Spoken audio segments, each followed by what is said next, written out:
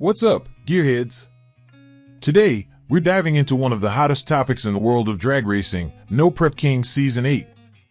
Is it happening? Is it getting scrapped? Is it going to be bigger and better than ever? There's a ton of speculation, a whole lot of rumors, and just enough solid info to keep us all on the edge of our seats. So buckle up, because we're breaking it all down. Alright, let's cut to the chase. Will we see NPK return in 2025? The short answer? It's looking very likely. Ryan Martin, one of the most dominant forces in No Prep Kings, recently dropped a video talking about some serious upgrades to his Fireball Camaro. But the real bombshell? He casually mentioned that NPK should be kicking off around May. You don't just pour money into upgrades and set timelines like that if the season isn't happening. And he's not the only one talking. Justin Swanstrom, Jim Howe, and several other top racers have also confirmed that No Prep Kings is coming back. That's a whole lot of firepower backing up the claim that Season 8 is in the works. So why all the doubt?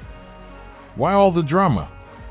It seems like some fans are skeptical, maybe because we haven't seen an official schedule drop yet.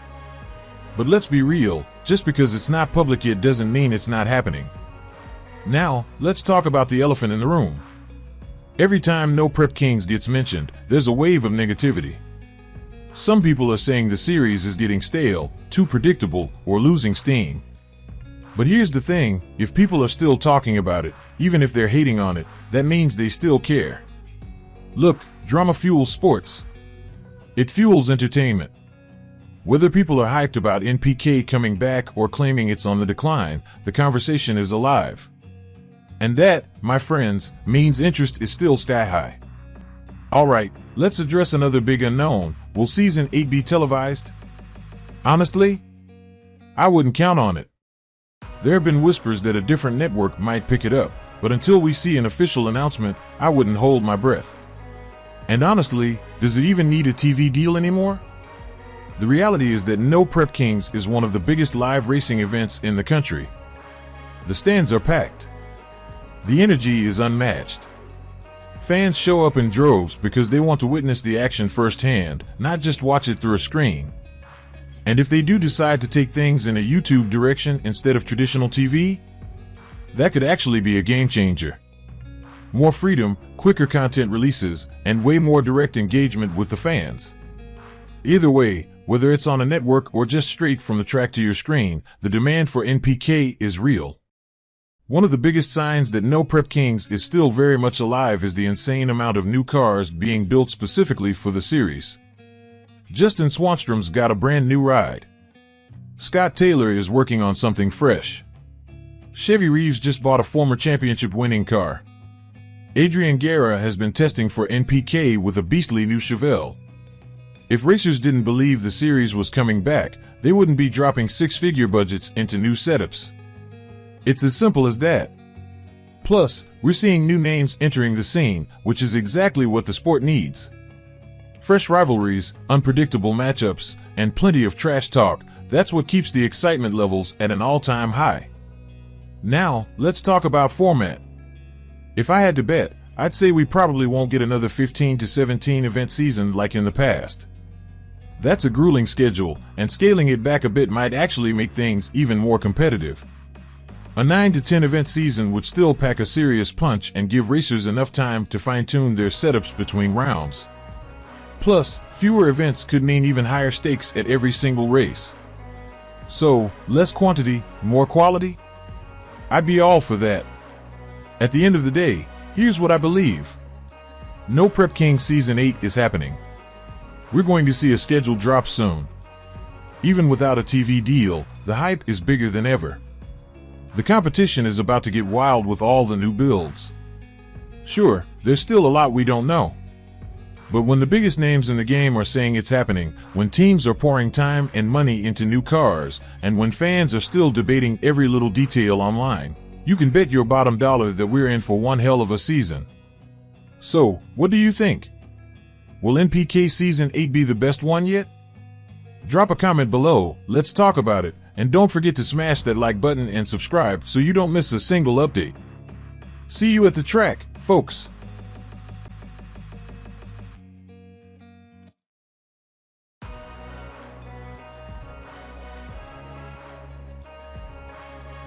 Dear friends, for years, fans and critics alike have debated one of the most persistent questions surrounding Street Outlaws: was anything on the show scripted? From the very beginning, Street Outlaws captured the raw energy of underground street racing, fast cars, high-stakes bets, and fiery rivalries. But along with its success came accusations: the racing is fake. The fights are staged. The money is just for show. Even after more than a decade of action-packed episodes, these claims refuse to go away. So today, we're diving deep into the controversy, breaking down the arguments, and answering once and for all: was anything on Street Outlaws staged? Critics of Street Outlaws have long suggested that the show is filled with made-up drama to boost ratings. They argue that fights, rivalries, and heated exchanges between racers are exaggerated or even scripted for entertainment value. Others claim that the stacks of cash seen on screen, sometimes tens of thousands of dollars, aren't real. Instead, they believe the money is just a TV prop, designed to create the illusion of high-stakes gambling. And then there's the biggest accusation of them all, that the races themselves were rigged. The theory goes that production may have influenced race outcomes, allowing certain drivers to win for the sake of keeping things interesting for the audience. But how much truth is there to these claims? If you ask the racers themselves, they will shut down these accusations immediately. Over the years, countless members of the Street Outlaws cast have passionately defended the legitimacy of the show. Most recently, Dominator, one of the show's most respected figures, responded to yet another claim that Street Outlaws had fake drama. He made it very clear that none of the show's drama, fights, or rivalries were scripted. He also pointed out something crucial: if the show were staged, wouldn't we have proof by now? Think about it. After so many seasons, if the races were rigged, wouldn't someone from the inside have come forward and exposed it?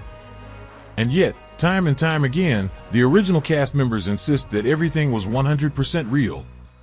While it's true that reality TV thrives on drama, Street Outlaws didn't need to manufacture tension. These are real racers with real egos, real grudges, and real money on the line. Let's not forget some of the infamous moments in Street Outlaws history, like when Chuck threw coffee on a competitor and knocked his teeth out. That wasn't scripted. That was raw emotion, caught on camera. One of the biggest arguments skeptics make is that the money seen on Street Outlaws was just for TV. But those who have raced on the show swear that the cash was always real. Yes, TV shows have been known to use prop money in the past, but there's never been any concrete evidence that Street Outlaws did. Many racers have confirmed that they were racing for their own money, and in some cases, even using their own personal savings. The racing, could it have been rigged? Of all the claims, this one is the hardest to believe. Why?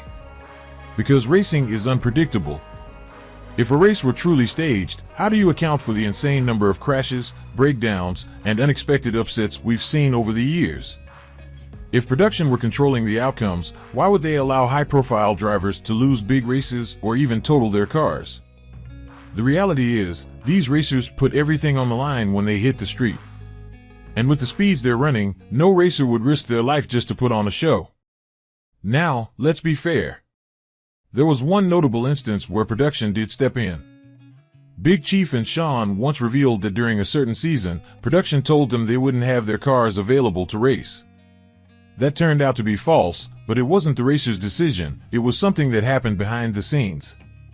Does that mean everything was fake? Not at all. If anything, it shows that the racers were frustrated when production interfered, proving they were there for real racing, not scripted TV. While all reality TV shows involve some level of editing, the evidence suggests that Street Outlaws was as real as it gets. The drama? Real. The money? Real. The racing? Definitely real. Could certain moments have been played up for the cameras? Sure. Maybe a rivalry was highlighted more than it actually was in real life, or a dramatic scene was cut together to make it more intense. But was it scripted like a Hollywood movie? No. The best proof? The wrecks, the fights, and the emotions were too raw, too unpredictable, and too dangerous to be fake. At the end of the day, Street Outlaws wasn't perfect. Like any reality show, it had its fair share of drama and behind-the-scenes decisions that fans didn't always see. But the core of the show, the racing, the rivalries, and the risks, were all very real. So, to all the haters who still claim Street Outlaws was fake, where's your proof? Let us know your thoughts in the comments. Do you think Street Outlaws was 100% real, or do you believe certain parts were scripted? Let's discuss. And as always, don't forget to like, subscribe, and stay tuned for more street racing action.